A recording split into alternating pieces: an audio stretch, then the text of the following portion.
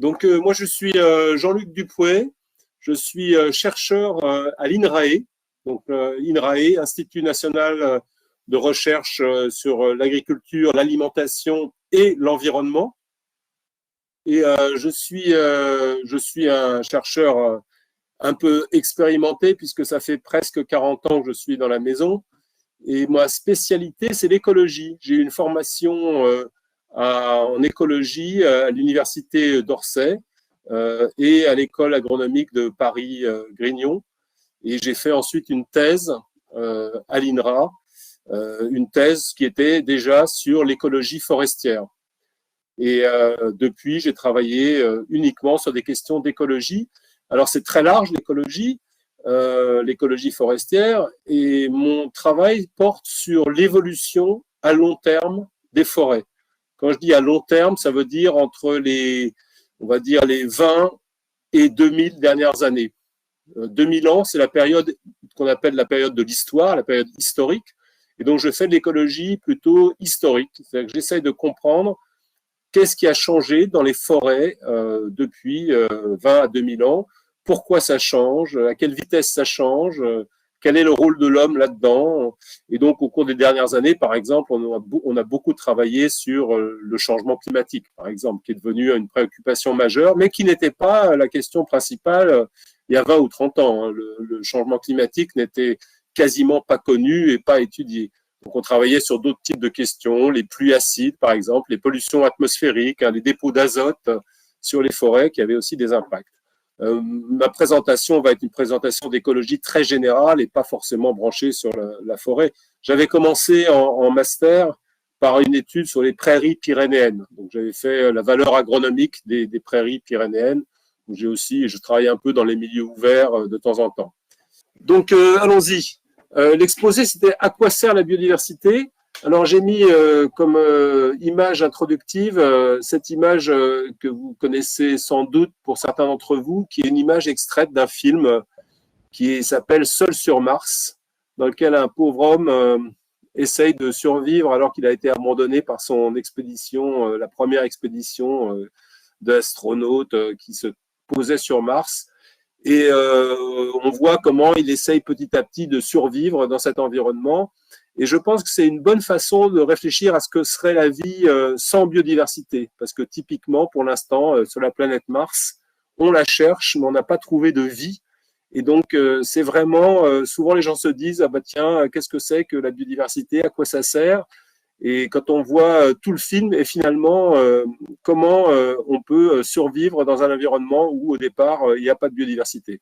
Et d'ailleurs, ce pauvre astronaute arrive à s'en sortir. Pourquoi? Parce qu'en fait, il a eu une formation de botaniste. Et c'est le seul, on va dire, biologiste de l'équipe. Et c'est ça qui va le sauver, parce qu'il va petit à petit arriver à construire les éléments finalement de biodiversité dont il a besoin pour survivre. Alors, qu'est-ce que la biodiversité? L'exposé sera divisé en 3 parties. Qu'est-ce que la biodiversité? À quoi ça sert? Et est-ce qu'elle est menacée? Alors, le mot biodiversité, c'est la contraction de diversité et de biologique. C'est un mot qui a été inventé dans les années 80, donc qui est finalement assez récent, qui a été popularisé par la conférence de Rio. Il y avait eu une grosse conférence sur l'environnement à Rio de Janeiro en 1992 qui a lancé, on va dire, ce mot qui existait dans le milieu scientifique depuis quelques années. Et il a eu un énorme succès et il est devenu un mot très populaire qui est utilisé maintenant dans plein de cadres, au-delà de l'écologie d'ailleurs. Alors on va essayer de revenir à une définition un peu précise. Pour beaucoup de gens, la diversité, c'est quelque chose d'un peu limité. Ça revient à la richesse en espèces. Mais en fait, pour les scientifiques, c'est quelque chose d'un peu plus large. La diversité, c'est quelque chose qui se mesure à 3 niveaux différents. On parle de diversité à l'intérieur des espèces, donc c'est la diversité génétique. Est-ce qu'on a beaucoup de variabilité génétique à l'intérieur d'une espèce, entre individus? Est-ce qu'il y a des populations différenciées ou non? Donc c'est le premier niveau, intraspécifique. Ensuite, il y a le niveau spécifique, la diversité des espèces. Est-ce qu'on a beaucoup d'espèces à un endroit donné? Et puis, il y a une diversité à l'étage au-dessus, qui est la diversité des écosystèmes. Est-ce que dans une région, on a beaucoup d'écosystèmes différents ou est-ce qu'au contraire, tout se ressemble? Donc, c'est une question de ressemblance des choses à différents niveaux. Est-ce qu'elles sont variées ou est-ce qu'elles sont peu variées à 3 niveaux? Ça, c'est la première chose. La deuxième chose, c'est que ce n'est pas uniquement une diversité de composition. C'est-à-dire que la diversité de composition, c'est est-ce qu'on a des espèces différentes. Mais ça peut être aussi des diversités de structure, c'est-à-dire sans s'occuper des espèces qui sont là, est-ce que l'organisation dans le temps, dans l'espace, est-ce qu'elle est variée ou est-ce qu'elle est homogène? Et puis, ça peut être une diversité de fonctions, c'est-à-dire est-ce que sans se préoccuper des espèces, qu'est-ce qu'elles font dans l'écosystème, ces espèces? Est-ce qu'elles font des choses différentes ou est-ce qu'elles font la même chose? Alors, je vais illustrer ça pour que vous compreniez mieux. Donc, voilà ici, diversité de structures. Vous voyez que la forêt qui est au-dessus, on voit bien qu'elle a une structure qui est plus homogène que la forêt qui est en dessous. Donc, on a une diversité de structures verticales dans ce cas-là. Ça peut être des diversités de structures horizontales, ça peut être des diversités de structures dans le temps. Mais sans se préoccuper des espèces, on peut déjà parler de diversité à l'échelle des structures. Voilà une illustration de 2 forêts qui ont des diversités de structures très différentes. Une plantation de peupliers en haut, une forêt plus ou moins plus naturelle, entre guillemets, en dessous, une chênaie, charmée, avec des strates, ce qu'on appelle des strates verticales, donc des buissons, une strate herbacée, des jeunes arbres, des vieux arbres, donc des diversités de structures différentes. La diversité de composition, ça vous la connaissez, c'est celle qu'on appréhende le plus facilement en général. La diversité de composition, c'est le fait qu'on va avoir des éléments différents, soit des espèces différentes, soit ici, des races de vaches différentes, des races de bovins différentes. Donc là, on est dans une variabilité, c'est une diversité de composition qui est intraspécifique, puisque les vaches appartiennent toutes à la même espèce. Et donc, il s'agit d'une diversité génétique, ce qu'on est en train de voir là, de composition génétique. On a différents types à l'intérieur. Et puis, alors, la diversité de fonctions, c'est quoi? C'est le fait que dans un écosystème, on ait des espèces ou à l'intérieur de l'espèce, on ait des gènes qui aient des fonctions différentes. Là, je vous donne quelques illustrations. Qu'est-ce qu'on appelle des fonctions? C'est finalement quelle est la nature de l'action d'une espèce ou de gène ou d'écosystème, quelle est la nature de leur action dans l'environnement. Vous voyez en haut à gauche une forêt, les arbres, qu'est-ce qu'ils font? Un des éléments principaux de leur fonctionnement, c'est qu'ils captent du CO2, du carbone par leurs feuilles et ils font de la photosynthèse. Donc, une des fonctions importantes de l'arbre, c'est ce qu'on appelle la productivité ou la production primaire, c'est-à-dire le fait de fabriquer du bois à partir du carbone de l'atmosphère. À l'inverse, vous avez des herbivores, leur fonction dans l'écosystème, c'est quoi? C'est qu'ils mangent les arbres. Vous avez un loup là, pris dans une caméra de nuit. Pour la fonction, c'est quoi? La fonction principale, c'est de manger les herbivores.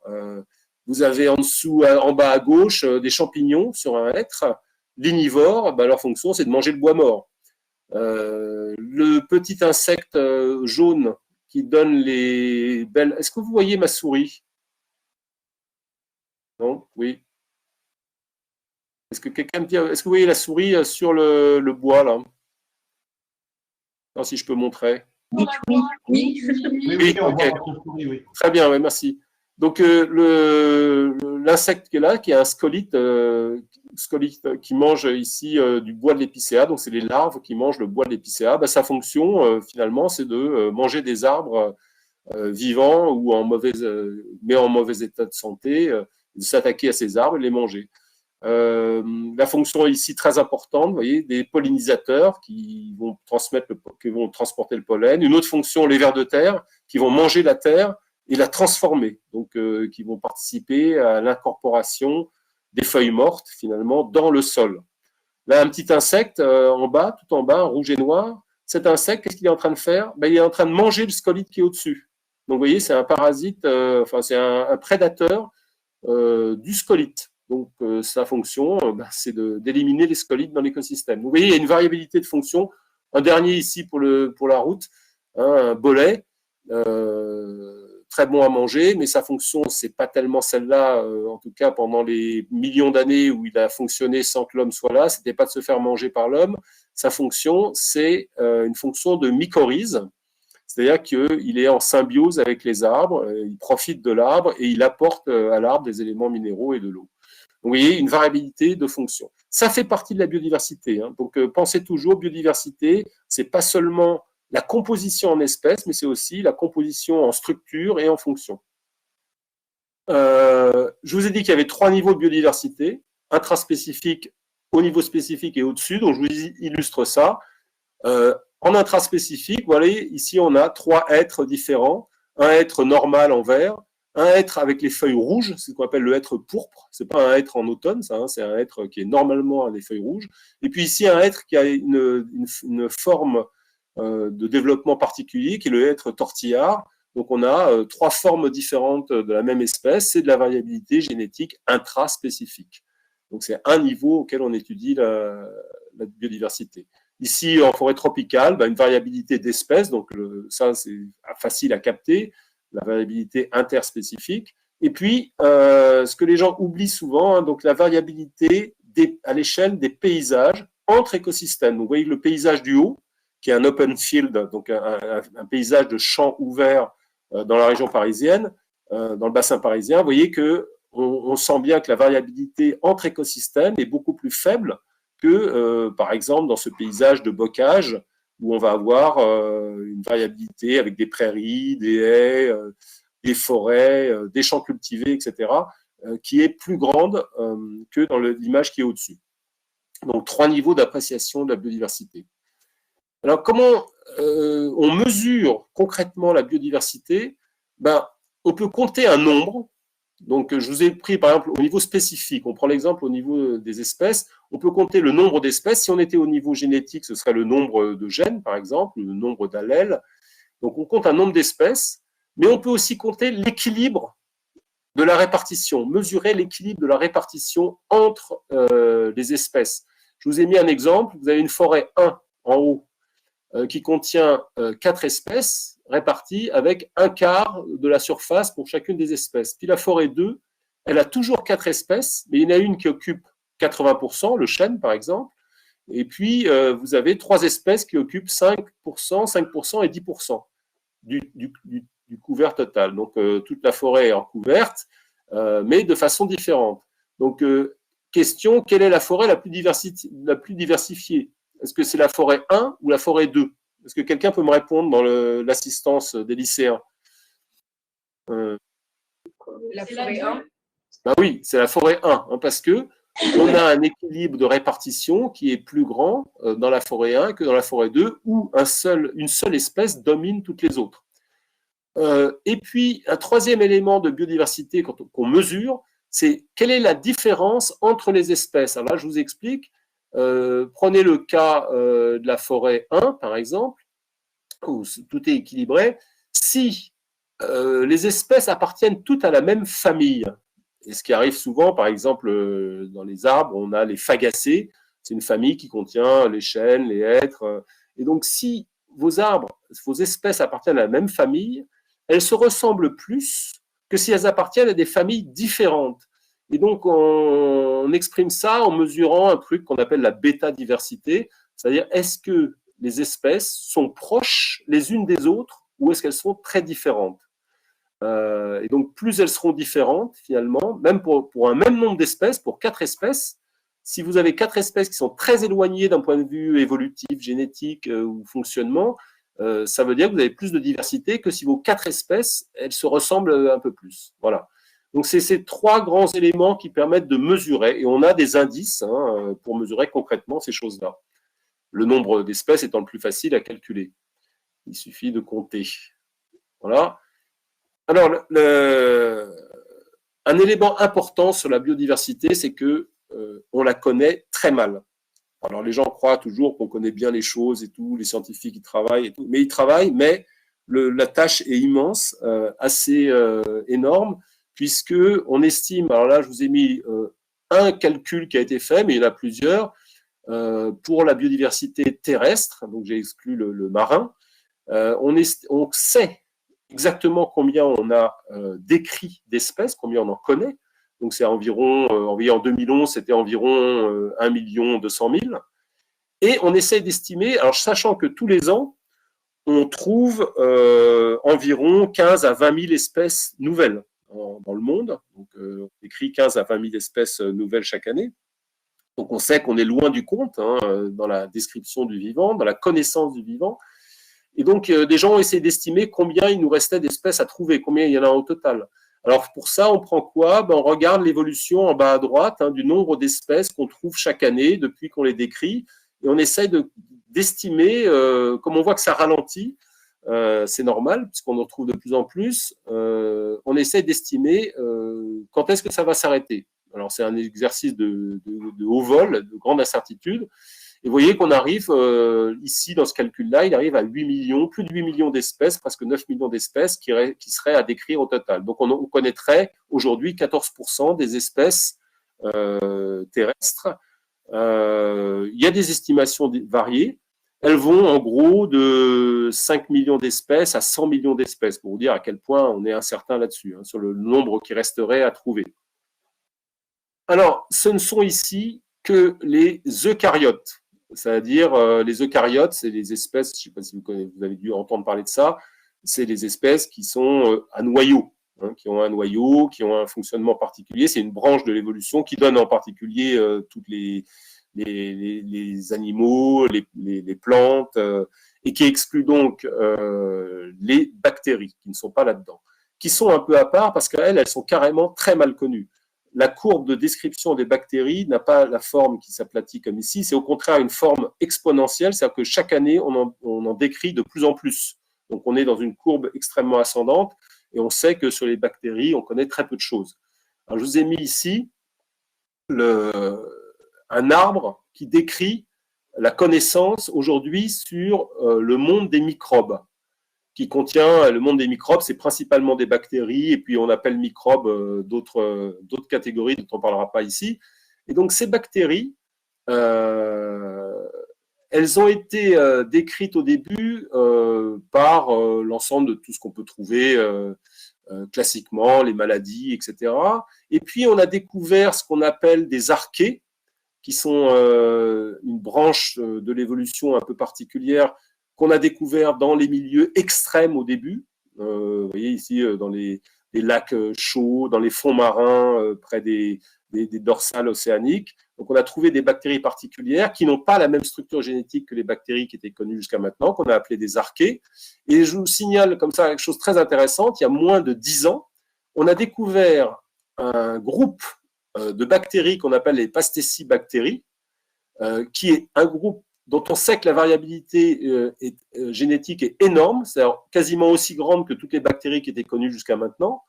Et ces Pastécibactéries, on n'en a jamais vu la couleur. On ne les connaît que par l'analyse de l'ADN qui est fait dans certains milieux. C'est-à-dire qu'on prend de l'eau dans un lac, dans des rivières, et en analysant ces molécules d'ADN, l'acide désoxyribonucléique, donc en analysant cet ADN, on a découvert qu'il existait plein de bactéries qu'on ne connaissait pas, qui sont rattachées à un phylum, à un groupe particulier, donc ce groupe des Pastécibactéries.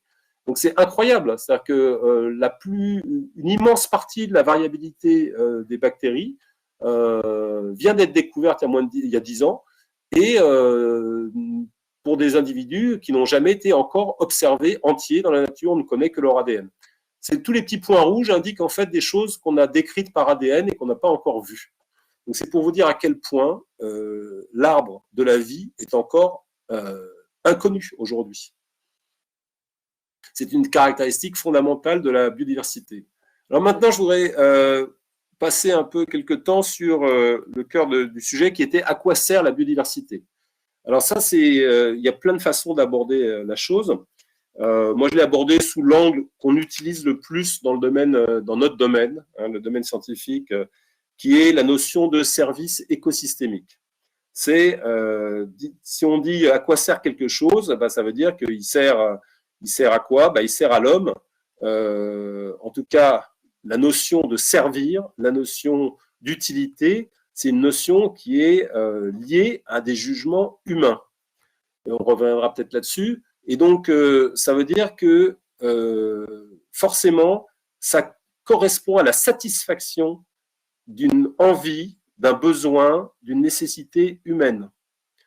À part avoir une approche théologique, religieuse des choses, sinon, si on met de côté ces questions-là, si on dit à quoi sert la biodiversité, c'est que on se place d'un point de vue à quoi elle nous sert. Et donc, on a appelé ça des services, et des services liés aux écosystèmes, donc services écosystémiques. Alors, on va regarder un peu, on a classé ces services en différentes catégories, en 4 grandes catégories de services qui sont offerts aux humains par la biodiversité. Alors, je vous dis ça parce que c'est un gros débat qui risque de revenir dans la discussion. Hein. Le mot même service peut choquer. C'est-à-dire, on peut dire, finalement, la biodiversité, elle n'est pas là pour nous servir à quelque chose. Il y a des gens qui disent ça. Elle existe, elle existait avant nous, elle existera peut-être après nous. Est-ce qu'on a vraiment à la considérer sous forme de service? Alors, vous allez voir que oui, quand même, elle nous sert à quelque chose. Alors, la première chose, c'est ce qu'on appelle les services de production ou d'approvisionnement. C'est les choses les plus faciles à capter. C'est-à-dire, ça correspond à tout ce que la nature produit et qu'on utilise, nous, directement pour notre consommation. Alors, je vous ai fait une liste qui n'est pas complètement exhaustive, mais quand même déjà largement. Hein. La nourriture, l'eau potable, les fibres, pour faire des vêtements, ou le bois, par exemple, pour faire des matériaux de construction, hein, c'est de la fibre de bois qu'on utilise finalement pour la construction, les combustibles, de type bois, encore une fois, les ressources génétiques qui ont permis de faire toute l'agriculture, finalement. On a été puisé dans le milieu naturel des plantes ou des animaux qu'on a transformés pour nos besoins agricoles, les produits pharmaceutiques, les produits d'ornement. Bon, c'est assez facile à trouver plein d'exemples. Moi, je vous en présente un. Je ne sais pas si vous avez déjà été présenté ou non. C'est par exemple les médicaments. Alors, j'ai pris l'exemple de l'if.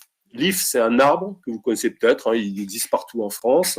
Il existe à plusieurs endroits dans le monde. Dans les années 60, les entreprises pharmaceutiques avaient commencé à extraire, à essayer de tester des produits en tant que médicaments, et en particulier, ils cherchaient des anticancéreux, et on en cherche toujours. Donc, on s'était dit, on va tester systématiquement, et donc, ils avaient, sur 35 000 espèces aux États-Unis, on a testé 114 000 extraits de différentes parties de la plante, les racines, etc., les feuilles, les fleurs, et on testait en labo leurs effets sur la multiplication des cellules. Avec l'idée, le cancer étant une multiplication incontrôlée des cellules, on voulait voir un peu quels effets elles avaient dessus.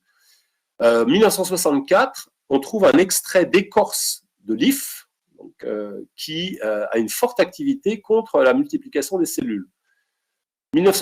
3 ans après, hein, donc les gens travaillent, on arrive à isoler la molécule qui est responsable de cette toxicité, qu'on a appelé le Taxol, par une chercheuse américaine.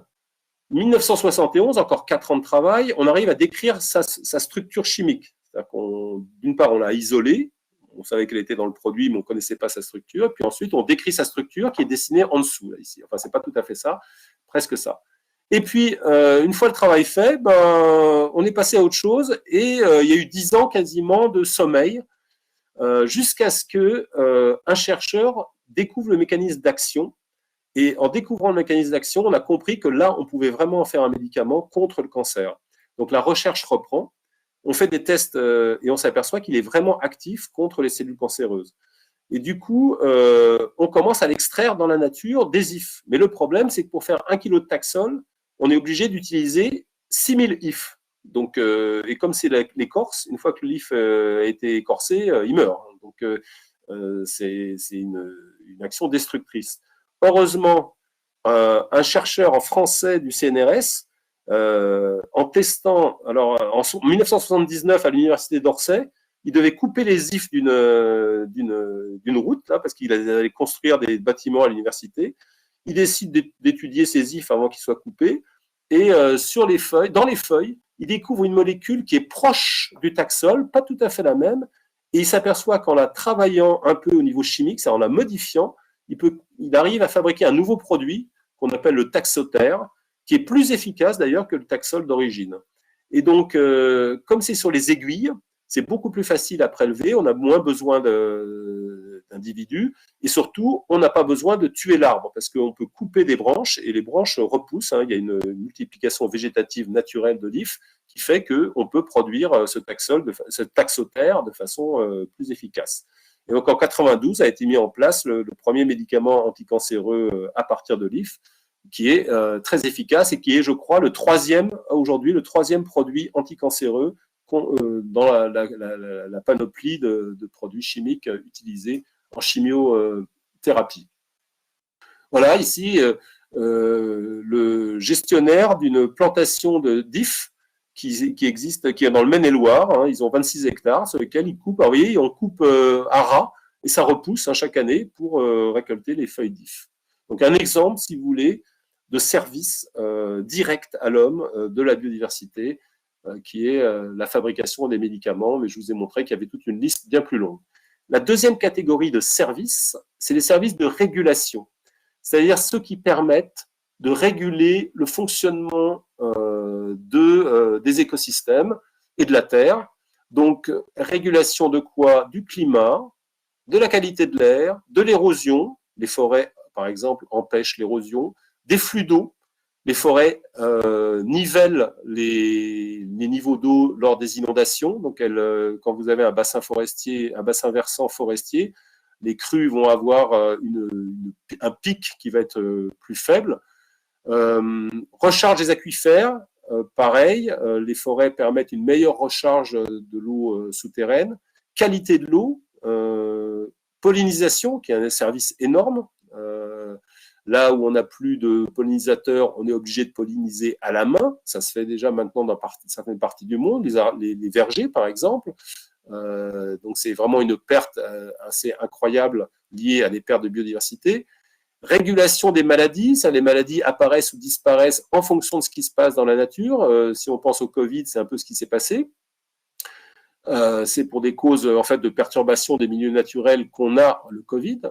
Régulation des catastrophes naturelles, par exemple, les milieux, quand on a des milieux côtiers qui sont boisés, c'est le cas des mangroves en milieu tropical, eh bien les catastrophes liées au tsunami ou autres sont amoindries, elles sont affaiblies par la présence de milieux végétaux en bord de mer, en milieu côtier. Donc, je voudrais développer un petit peu un service de régulation qui est le fait qu'aujourd'hui, les forêts nous permettent de limiter l'effet de serre. Alors, vous avez sans doute entendu parler de l'effet de serre. L'effet de serre, c'est le fait que la concentration en CO2 atmosphérique est en train d'augmenter. Je vous ai mis la courbe en noir, là, ici. C'est l'augmentation du taux de dioxyde de carbone dans l'atmosphère.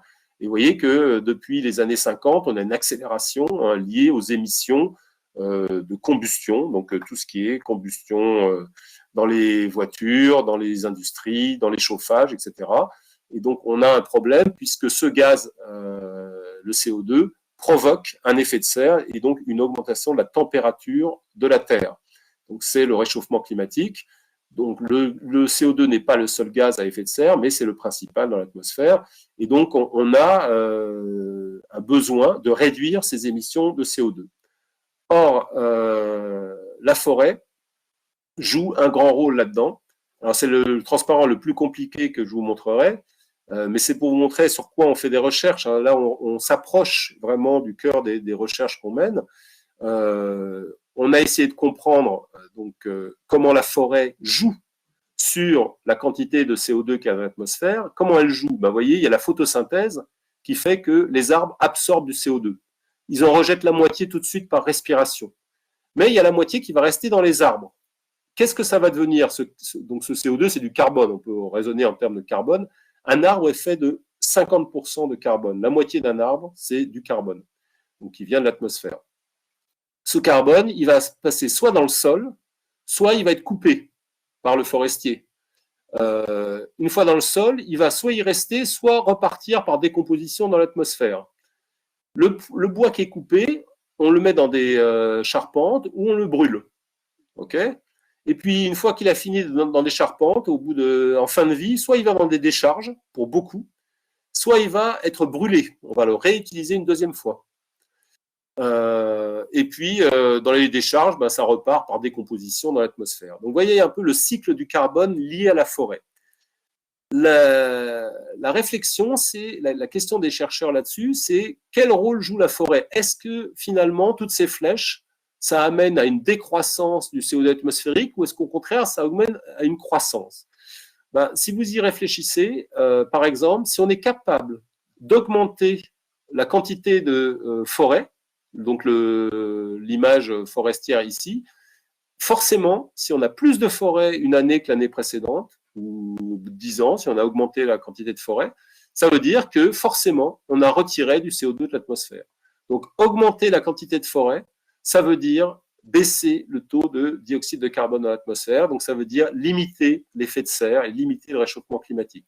Pareil pour les produits bois. Augmenter la quantité de produits en bois qui sont dans les maisons va forcément faire que vous avez moins de CO2, soit dans la forêt, soit dans l'atmosphère. Ça dépend de comment vous gérez votre compartiment forestier. Et donc, on sait qu'en augmentant la quantité de forêt, on va diminuer l'effet de serre. Un autre effet qui est complètement différent, qui n'a rien à voir avec ces stocks, là c'est un effet sur les stocks, c'est le fait que en utilisant des produits bois ou du bois énergie, on utilise moins de carbone fossile pour la même chose. Quand vous vous chauffez, vous pouvez vous chauffer avec du fuel ou avec du bois. Si vous vous chauffez avec du bois, vous n'utilisez pas de fuel à la place et donc vous limitez les émissions de carbone d'origine fossile. Idem pour la construction en bois. Quand vous faites la construction en bois, vous n'utilisez pas de la construction en métal ou en d'autres matériaux qui nécessitent la mise en œuvre de carbone fossile. Donc c'est ce qu'on appelle l'effet de substitution. Quand on regarde l'évolution de la forêt en France, par exemple, et dans tous les pays tempérés, on s'aperçoit que la forêt a énormément progressé en surface et en volume. Contrairement à ce que peut-être vous pensez ou vous avez entendu dire, la forêt dans le monde, elle décroît en surface. Il y a de la déforestation. En France, c'est le contraire. On a une augmentation des surfaces forestières. Vous avez pris l'exemple de Neuchâtel, puisqu'il y a, alors, on n'est pas loin. Il y avait le lycée de Neuchâtel qui devait être là, mais je crois qu'ils ne sont pas là. C'est ça finalement. C'est pas grave. C'est pareil partout en France. Si vous regardez sur le Géoportail, un site qui est très bien, qui s'appelle Remonter le temps, on peut comparer la forêt en vert en 1830 avec les photos actuelles. Et vous voyez que le bois de la Pernorotte ici, il s'est beaucoup étendu vers le nord. Il y a des zones de vignes qui existaient, des zones de pâture, des zones de champs qui ont disparu sous la forêt. Et donc la forêt française, elle a augmenté de plus de 50% depuis un siècle. Donc, si on revient au graphique précédent, ce compartiment-là, ce stock a beaucoup augmenté en France au cours des 100 dernières années. Et donc, en fait, on a retiré beaucoup de CO2 de l'atmosphère parce qu'on a augmenté la surface et aussi le volume des forêts. Le résultat, c'est que, en fait, cette progression des surfaces et des volumes forestiers fait que chaque année, la forêt française capte 15 à 20% de nos émissions de carbone d'origine fossile. Donc, on a un tampon du réchauffement climatique qui est lié à ce service, finalement, de régulation par la forêt, qui est très important. La dernière chose, c'est les services culturels. La dernière catégorie, non, c'est pas la dernière, c'est l'avant-dernière. La troisième catégorie, c'est les services culturels. Les services culturels, c'est quoi? Finalement, c'est des bénéfices tout à fait indirects. Et c'est pas la consommation d'une ressource, c'est pas la régulation, c'est le fait que on a des besoins spirituels, éthiques, d'éducation, religieux, qui font que on a une relation particulière, on a un besoin de relation particulière avec la biodiversité. Je vous ai mis ici un exemple que vous connaissez peut-être, qui est une image qui est extraite du film Avatar. Bon, dans Avatar, pour bien faire sentir les choses, le réalisateur a poussé les choses assez loin. Il a imaginé un monde dans lequel les habitants sont en relation complètement directe avec la biodiversité, puisqu'en fait, ils font partie d'un réseau. Je ne sais pas si vous avez déjà vu ce film, j'imagine. Ils font partie d'un réseau dans lequel tout est connecté, y compris eux. connectés avec la nature via l'arbre de vie qui est au centre de l'histoire et que les hommes, nos hommes de la Terre veulent détruire pour justement prendre le contrôle de cette planète. Donc, ce qui illustre assez bien l'idée que on peut avoir, et tout le monde ne l'a pas forcément, on peut avoir une sensibilité et un besoin de nature à ce niveau-là. La dernière catégorie de services, pourquoi, à quoi sert la nature, c'est ce qu'on appelle les services de support ou de soutien. Alors, c'est ceux qui sont peut-être les moins bien connus, puisque ce ne sont pas des choses qui nous touchent directement. C'est le fait que, finalement, la biodiversité permet certaines choses qui, elles-mêmes, à long terme, nous permettent d'être là et de vivre, et de bien vivre. Donc, la biodiversité, elle est responsable de la formation des sols. Les sols ne se fabriqueraient pas sans les microbes, les insectes, les animaux qui sont dedans. La biodiversité, elle permet la production primaire et donc l'existence de la végétation, donc toute la chaîne alimentaire de tout le reste. Elle permet le cycle de l'eau, elle intervient dans tout le cycle de tous les éléments. Et puis, dernier point, la biodiversité, c'est elle qui crée, qui fabrique à long terme la biodiversité. Alors, je vais m'arrêter un petit peu là-dessus. On va s'arrêter un peu une seconde sur la façon dont on voit l'origine de la biodiversité. Donc, si on remonte au XVIe siècle, vous voyez une illustration ici faite par un moine de la fin du XVIe siècle. Comment on voyait la nature? La nature, on classait ça, il y avait l'enfer tout en bas, il y avait les minéraux juste en dessus, au-dessus, on mettait les plantes, juste au-dessus, on mettait les animaux domestiques, y compris la licorne d'ailleurs, voilà. Au-dessus, les animaux sauvages, qui étaient considérés comme plus évolués que les animaux domestiques, avec les poissons d'abord, puis les oiseaux au-dessus. Puis les hommes, bien sûr. Au-dessus, les anges. Et finalement, Dieu, les anges au paradis, et Dieu encore au-dessus. Donc, on avait une vision qui était une vision statique. Et c'est bien ça l'important, c'est qu'on considérait que la diversité du vivant, c'était quelque chose de fixé, et fixé pour quelle cause? L'existence de Dieu. Alors, petit à petit, les choses ont évolué, et on a eu une révolution scientifique à la fin du XIXe siècle avec Darwin, qui a compris quelle était l'origine, finalement, de cette diversité qu'on voyait. Et l'origine, c'est les mécanismes de l'évolution, qu'il a très bien décrit par la variabilité génétique et la sélection par l'environnement, qui font que petit à petit, on a des espèces qui apparaissent, des espèces qui disparaissent, et qui, vu aujourd'hui, nous donnent la diversité actuelle. Alors, le schéma n'a pas changé depuis. On l'a un peu complexifié, c'est-à-dire qu'on préfère représenter aujourd'hui la diversité du vivant par ce qu'on appelle le buisson du vivant, parce que le mettre en une dimension, comme le mettait Darwin, finalement, ça réduit un peu trop les choses.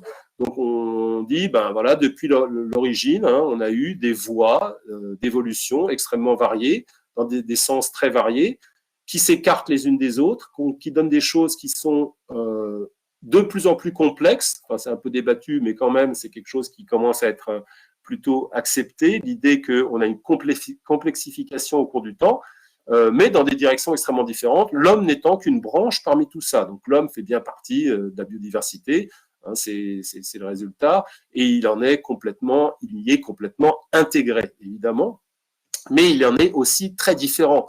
Il est intégré dans la biodiversité, résultat des mêmes mécanismes que tout le reste, mais il a apporté quelque chose de très nouveau, qui est la culture, qui a tout modifié. Donc il a une particularité dans cet ensemble. Et donc, je vous montre ça parce que c'est pour vous dire que finalement, la biodiversité, son rôle principal, son utilité principale, c'est de permettre justement l'évolution. C'est d'être le moteur de l'évolution. Le fait qu'en permanence, on a des interactions entre espèces, des interactions entre les espèces et l'environnement qui font que les choses évoluent.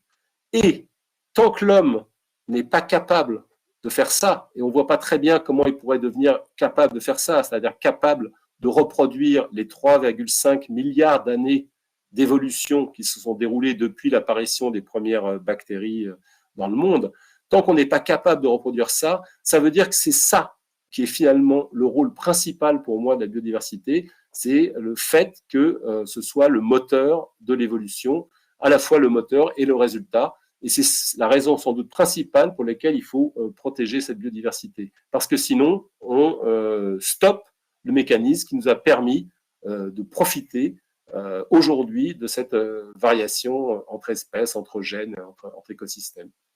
Donc, la biodiversité est-elle menacée? Alors, ma réponse est évidemment oui. Il y a plein d'éléments qui nous le montrent. Je vous montre par exemple quelques exemples de disparition d'espèces plus ou moins récentes. On pense, enfin non, on sait de façon certaine que depuis au moins le néolithique, on a environ 1000 espèces qui sont documentées comme étant disparues en raison de l'activité humaine. En fait, probablement beaucoup plus, comme on va le discuter. 1000 sont vraiment documentés. Par exemple, l'auroch. Bon, l'auroch, qu'on connaît uniquement par des représentations sur les grottes. Ici, la grotte de Lascaux, des dessins qui ont été faits il y a 20 000 ans, qui était donc une base de nourriture et peut-être de religion pour les hommes préhistoriques.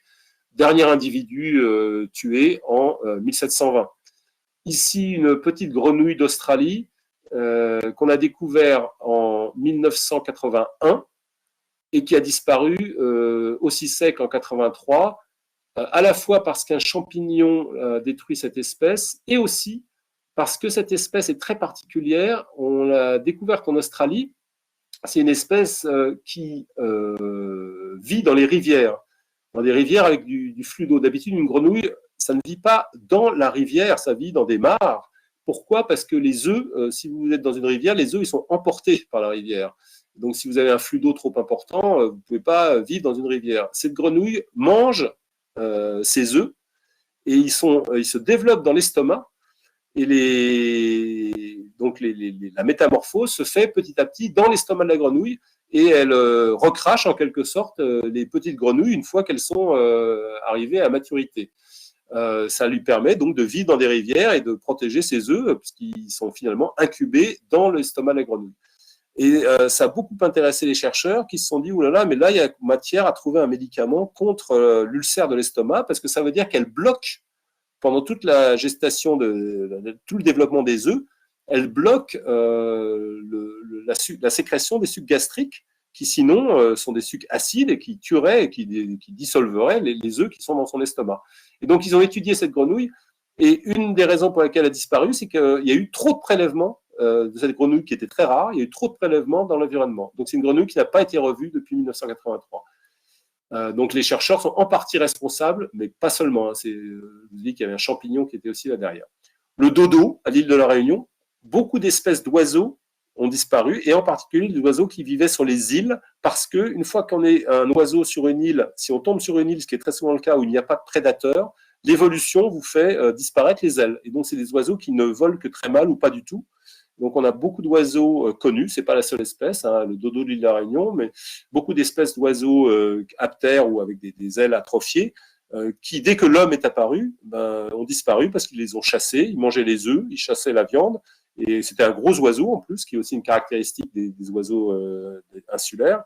Donc, dès la fin du XVIIe siècle, avec la colonisation de l'île de la Réunion, le dernier dodo, ils sont connus que par des dessins ou des ossements. Plus près de chez nous, une violette, en Bourgogne, qui existait que dans des très petites zones, qui est connue d'herbiers, une espèce de violette qui a disparu parce que finalement on a fait une carrière sur le site principal et la carrière a détruit l'espèce. Amusant ou intéressant en tout cas, le pigeon migrateur, qui est un pigeon qui existait aux États-Unis.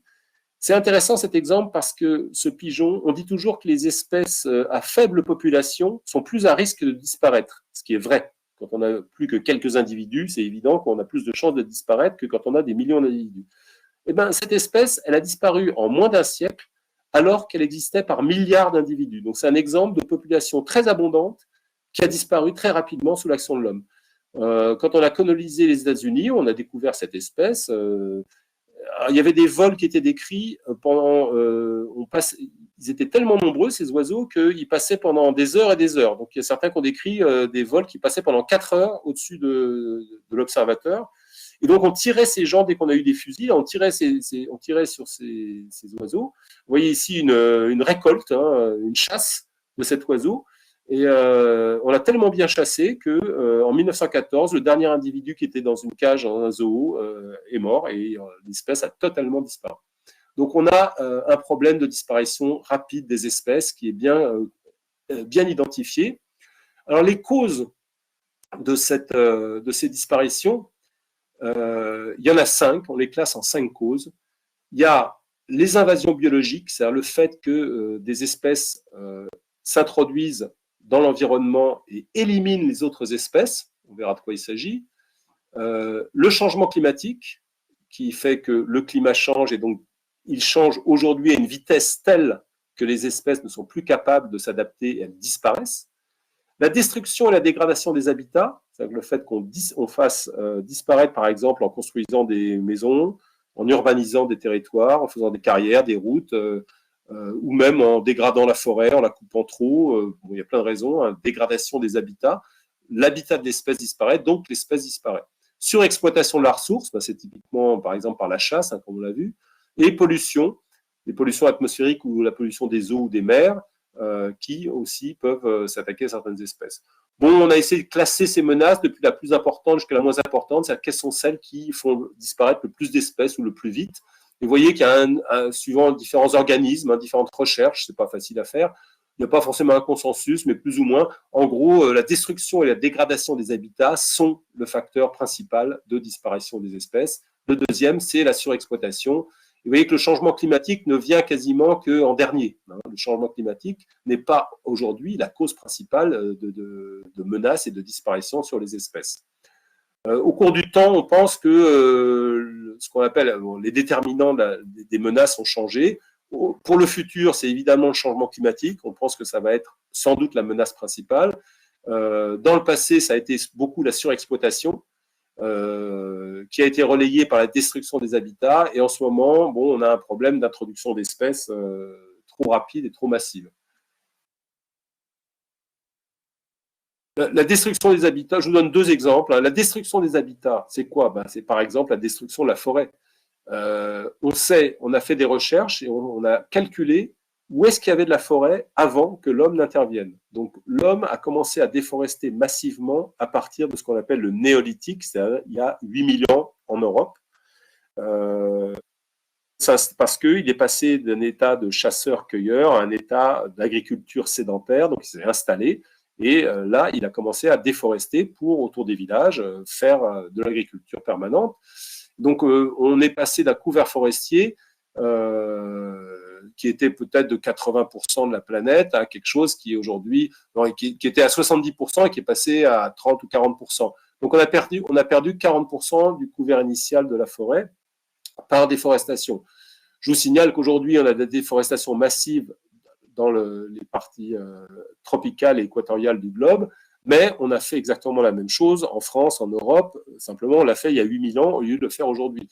On avait un couvert forestier en France de 80% et aujourd'hui, on a un couvert de 30%. Donc, on a baissé de 50% le couvert forestier. Ça veut dire que de nombreuses espèces qui sont liées au milieu forestier ont dû s'en aller ou sont disparues. Dans les zones tropicales aujourd'hui, c'est particulièrement violent puisque la diversité en espèces est bien plus importante dans ces zones-là que dans les zones tempérées où on habite. Et donc, quand on enlève de la forêt, on enlève en fait plus d'espèces. Ici, c'est la carte de ce que pouvait être le couvert forestier il y a 8000 ans dans le monde. Donc, plus c'est bleu, plus il y avait de forêt. Donc, la France était largement couverte de forêt. Ça, c'est la disparition des habitats. On a aussi la dégradation des habitats. Alors là, je vous donne un exemple, hein, c'est l'évolution de la présence des oiseaux en France. On a un réseau de suivi des oiseaux en France, qui s'appelle le réseau STOC, dans lequel on regarde chaque année, c'est des volontaires, hein, donc ce n'est pas des scientifiques qui font des observations, c'est de la science participative, hein, des volontaires qui s'intéressent aux oiseaux et qui vont écouter les chants d'oiseaux dans des points particuliers. Et donc, on peut suivre l'évolution des populations d'oiseaux. Et ce qu'on voit, c'est que depuis 1990, où ce réseau est installé, les oiseaux des milieux agricoles sont ceux qui ont le plus souffert. Ils ont diminué de 30% en abondance. Alors, ce n'est pas des espèces qui disparaissent, hein, c'est l'abondance des espèces. Chaque population diminue en nombre. On n'a pas encore de disparition d'espèces en France sur ces espèces d'oiseaux. Les oiseaux, par exemple, les oiseaux qui nichent au sol sont particulièrement sensibles à ça, puisque avec la mécanisation plus intense de l'agriculture, c'est des espèces qui vont être menacées parce que c'est difficile de rester au sol quand vous avez des engins qui passent sur place. Là, ici, je vous ai mis une espèce qui vit dans les prairies et les pâtures. Alors, c'est pareil, en France, on a une régression des pâtures parce que beaucoup sont retournés et mis en culture. Donc, cette espèce, qui s'appelle le pipit farlouse, elle est menacée par la régression des prairies dans les milieux agricoles et leur remplacement par les terres de labour. En forêt, la situation est un peu meilleure, mais on a quand même des espèces qui souffrent de changement d'habitat. Ici, le grand tétras, qui est en train de disparaître dans les Vosges, qui va certainement disparaître complètement dans les Vosges, qui existera encore dans les Pyrénées, parce que les populations sont un peu plus élevées, mais qui est en régression parce que il a besoin de types de peuplement avec des vieux arbres, des arbres qui sont écartés les uns des autres, donc avec beaucoup d'ouverture, et c'est des types de peuplements forestiers qui sont en train de disparaître, donc encore une fois, dégradation de l'habitat.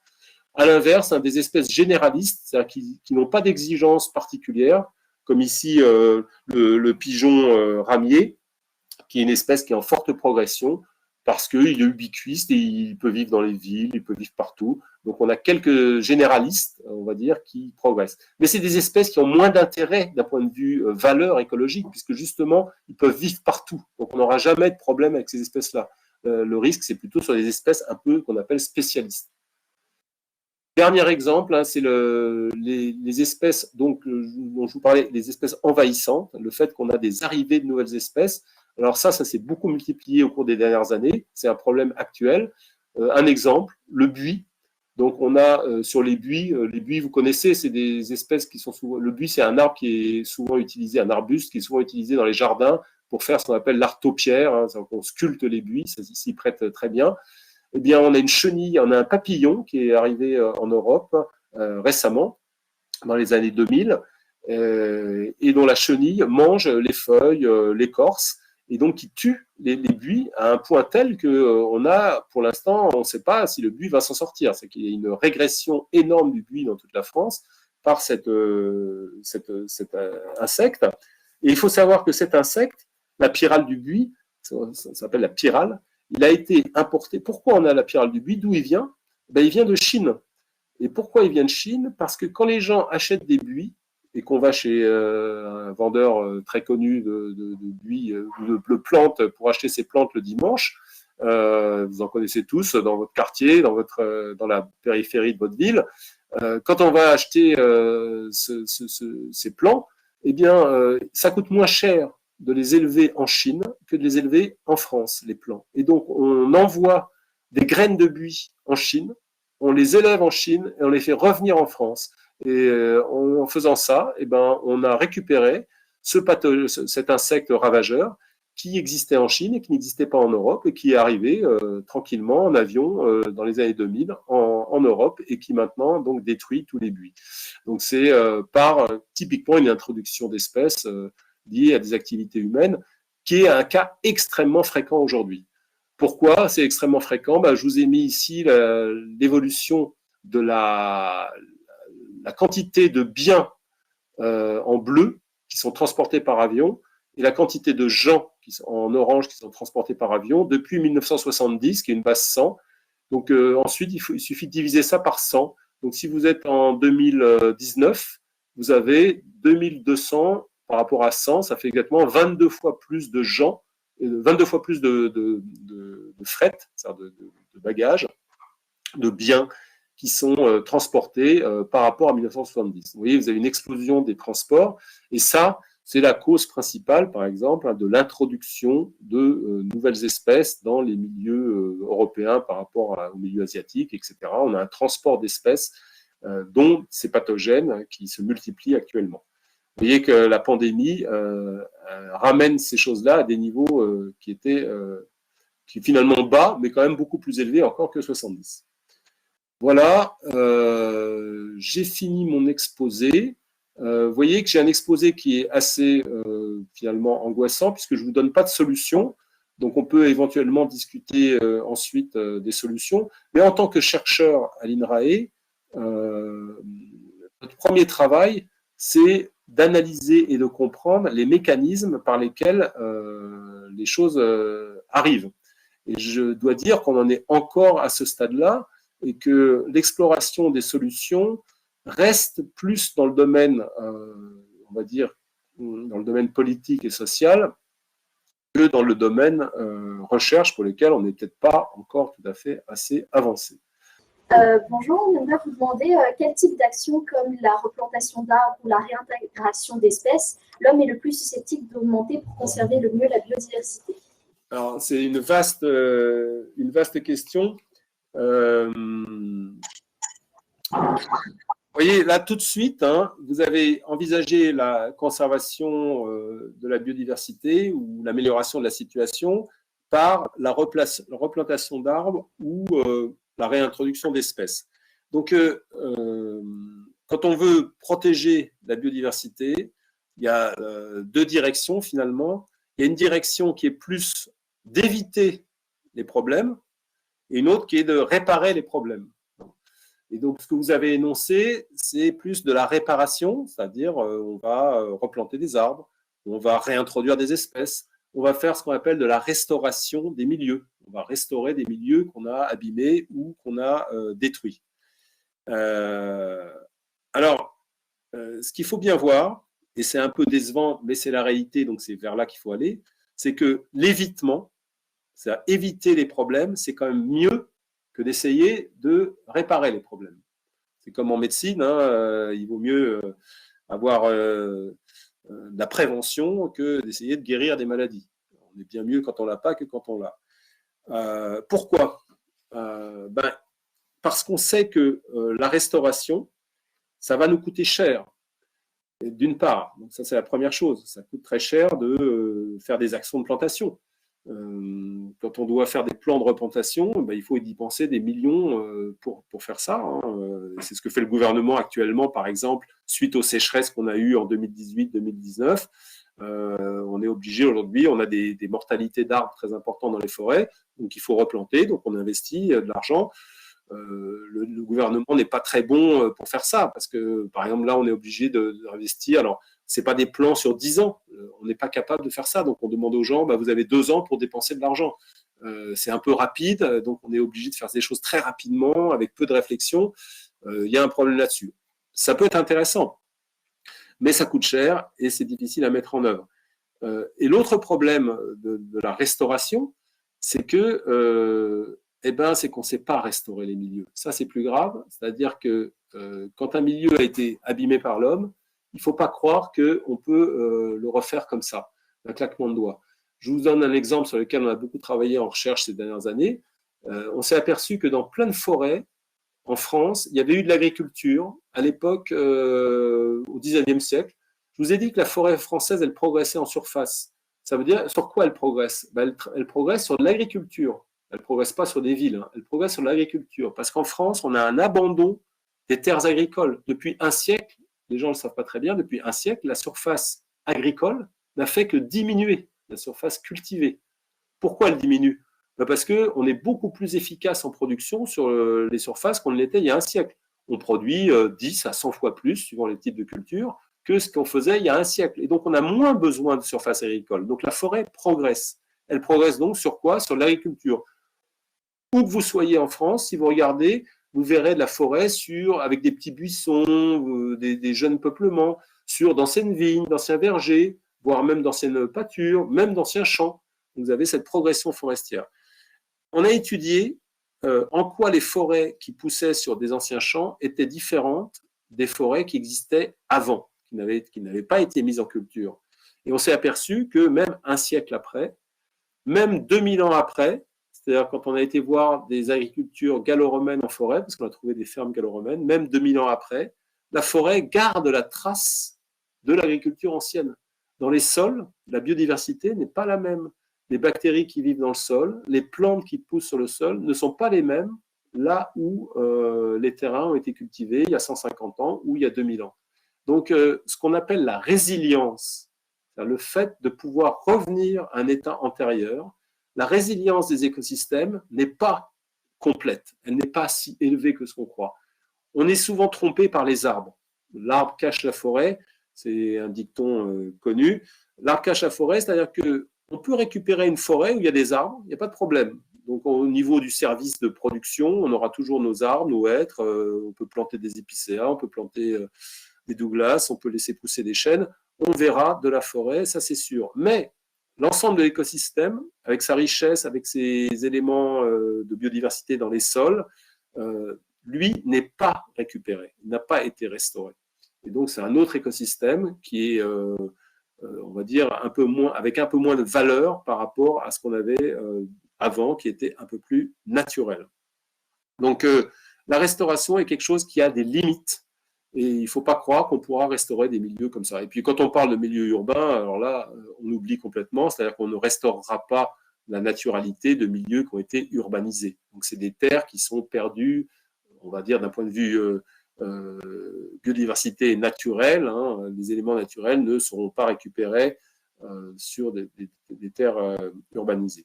Donc c'est pour vous dire que les actions d'évitement, donc il vaut mieux éviter perte de biodiversité que la restaurer. Ce qui ne veut pas dire qu'il ne faut pas faire de la restauration aussi. Donc les actions de reboisement, quand il y a eu des boisements, sont intéressantes. Les actions de restauration des milieux sont aussi intéressantes, mais elles ont leurs limites. Voilà. Autre question? Comment la biodiversité va-t-elle reconquérir les parcelles brûlées lors des incendies de cet été? Ah, ça c'est une bonne question. Le feu, dans certaines régions, fait partie du fonctionnement naturel de l'écosystème. C'est-à-dire que les feux existent naturellement, d'ailleurs partout en fait, hein, c'est surtout leur intensité qui varie. En région méditerranéenne, on a des feux naturels. En région boréale, on a des feux naturels, c'est-à-dire au nord au Canada, en Russie, vous avez des milliers d'hectares qui brûlent naturellement. Pourquoi on a des feux naturels? Parce que les orages, la foudre, met le feu à la forêt. Et donc on a des départs de feu. Même dans les régions tempérées, en France, dans les plaines, quand on creuse dans le sol, on trouve, nous c'est des choses qu'on fait en recherche, on trouve des micro-charbons et on peut les dater par le carbone 14 et on sait qu'il y a eu des incendies il y a 200 ans, il y a 1000 ans, il y a 3000 ans, il y a 8000 ans. Donc il y a des feux partout, naturellement ou provoqués par l'homme. Et comme les feux existent d'un point de vue naturel, les espèces, les écosystèmes sont en partie adaptés à ces feux. Donc il y a des espèces des espèces d'arbres qui ne se régénèrent, qui ne repoussent que s'il y a des incendies. Certaines espèces comme même le pin maritime est en partie adapté à ça, en partie. C'est-à-dire jusqu'à un certain niveau d'incendie. Si c'est des feux courants qui ne brûlent pas complètement les arbres, il va pouvoir résister, le pin d'Alep, etc. On aura une partie de régénération qui se fait à partir de graines qui ont résisté grâce aux cônes qui peuvent être très résistants au feu. Mais au-delà d'une certaine intensité de l'incendie et au-delà d'une certaine fréquence de passage, quand l'incendie devient trop fort ou trop fréquent, ce qui est le cas dans le cadre du changement climatique ou si l'homme met trop souvent le feu, là, les plantes et les animaux ne sont plus adaptés à ces rythmes de feu. Et donc là, on aura des problèmes, c'est-à-dire que tout va disparaître. Ça ne veut pas dire que ça ne va pas être colonisé. Dans les systèmes qui ont été brûlés, on a par un mécanisme qui est très important, qui est la dispersion des graines, on va avoir l'arrivée d'espèces qui viennent des environs. Donc si le feu n'a pas ravagé des surfaces trop grandes, on va avoir une recolonisation par les espèces qui sont autour. On va retrouver une forêt petit à petit, d'abord des landes, puis après des forêts qui seront proches de ce qu'on avait avant. Et puis aussi, il y a l'action de l'homme. C'est-à-dire que si vous êtes dans les landes, où on fait pousser du pin maritime de façon artificielle, par plantation, eh ben vous aurez la plantation qui va venir régénérer la forêt. Donc c'est un choix à ce moment-là humain. Donc dans tous les cas, on aura une régénération à condition que l'incendie ne soit pas trop fréquent, parce qu'au bout d'un moment, il n'y aura plus aucune matière dans le sol qui sera capable de faire pousser les arbres, parce que les incendies trop répétés, par exemple, provoquent une érosion qui fait que les sols peuvent quasiment disparaître. Donc là, on peut avoir des blocages ensuite où il n'y aura plus du tout de végétation. Donc voilà, la réponse est que la forêt revient soit par l'homme, soit naturellement par la dispersion des graines. Ou éventuellement, quand l'incendie n'est pas trop fort, par des graines même qui ont résisté sur place. Oui, c'était pour savoir quelles sont les grandes politiques publiques en faveur de la biodiversité. Ah, oui. Alors ça, c'est une question sur laquelle je ne suis pas fortiche, hein, parce que je ne suis pas dans les politiques publiques, mais il y a actuellement pas mal de politiques publiques qui sont mises en place. Moi, je dirais même, pour vous répondre, hein, déjà, le ministère de l'Environnement, c'est une politique publique en faveur de l'environnement et de la biodiversité. Donc ça, c'est une première chose. Hein. Si on a un ministère de l'Environnement, c'est pour ça. Ensuite, au sein du ministère de l'Environnement, on a un gros organisme qui s'appelle l'Office français de la biodiversité. Vous voyez, le nom est directement lié à ça, qui a comme objectif la conservation, la protection, la restauration de la biodiversité en France. Et ça, c'est des milliers de personnes. Donc, on a plusieurs milliers de personnes au niveau du gouvernement, enfin de l'État, qui ont comme objectif la restauration de la biodiversité. Après, ça, c'est au niveau de l'État français.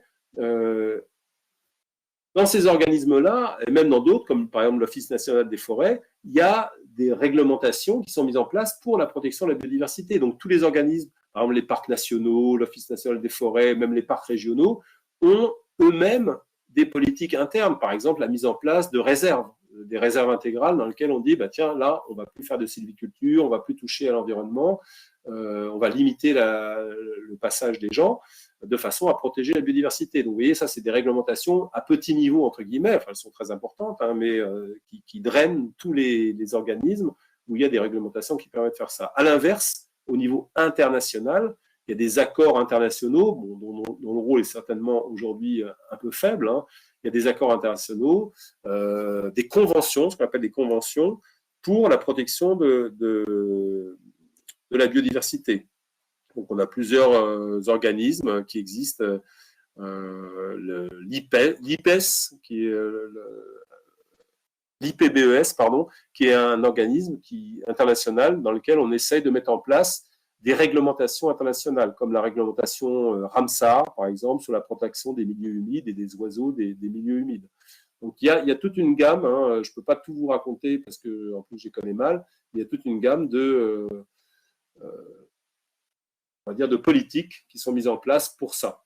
Voilà. Ça ne veut pas dire qu'elles sont hyper efficaces aujourd'hui, mais quand même, on investit aujourd'hui énormément de temps, d'argent, de gens sur ces questions-là. Alors, bonjour. Alors, dans la salle, il y a beaucoup de futurs agriculteurs. Alors, on aimerait savoir qu'est-ce que l'agriculture peut faire pour la biodiversité. Alors, oui, ça c'est une question extrêmement importante, hein, surtout que l'agriculture est mise en cause souvent aujourd'hui dans les problèmes de biodiversité. Moi, je pense que, alors je ne suis pas agriculteur ou fils d'agriculteur, et donc je ne peux pas connaître tous les problèmes, mais vu d'un point de vue scientifique, la principale réponse à cette question, c'est, on l'a vu, hein, quels sont les risques sur la biodiversité? Ben, c'est la destruction et la dégradation des habitats. Et donc, ça veut dire que la principale réflexion, c'est est-ce que mes actions détruisent ou dégradent des habitats qui contiennent de la diversité? Et on sait, par exemple, qu'un des problèmes aujourd'hui est lié à l'utilisation, par exemple, des intrants, soit les fertilisants minéraux, soit les pesticides, qui posent des problèmes sur la biodiversité. Donc, la limitation, par exemple, de ces intrants fait partie des actions principales qu'on peut avoir sur l'environnement. C'est le cas, par exemple, le problème de la concentration des animaux d'élevage dans des zones qui ensuite vont aller polluer les nappes par des quantités d'azote trop importantes. C'est le problème de l'utilisation des pesticides de façon trop importante. Donc, du coup, ça veut dire que des agricultures de type agroécologie ou agriculture biologique protègent beaucoup mieux la biodiversité que l'agriculture conventionnelle. Voilà, ça c'est sans doute probablement la voie principale de protection de la biodiversité. Il y en a d'autres, hein, il y en a beaucoup d'autres. Moi, je dirais, c'est aux gens de réfléchir aussi et d'échanger dans leur domaine là-dessus. L'agroforesterie, par exemple, c'est la plantation d'arbres ou au moins de haies diverses avec des espèces adaptées locales dans les matrices de champs qu'on a vu tout à l'heure. Je vous ai montré une photo de champs totalement dénudés. C'est évident que pour beaucoup d'espèces, ça va permettre le déplacement dans les milieux, donc l'entretien de ce qu'on appelle la trame verte, hein, c'est cette trame d'arbres, d'éléments ligneux, on va dire, dans les paysages agricoles, l'entretien d'une trame verte et aussi, ou d'agroforesterie, c'est-à-dire carrément de cultiver des arbres au milieu des champs, et aussi une voie extrêmement importante là-dedans.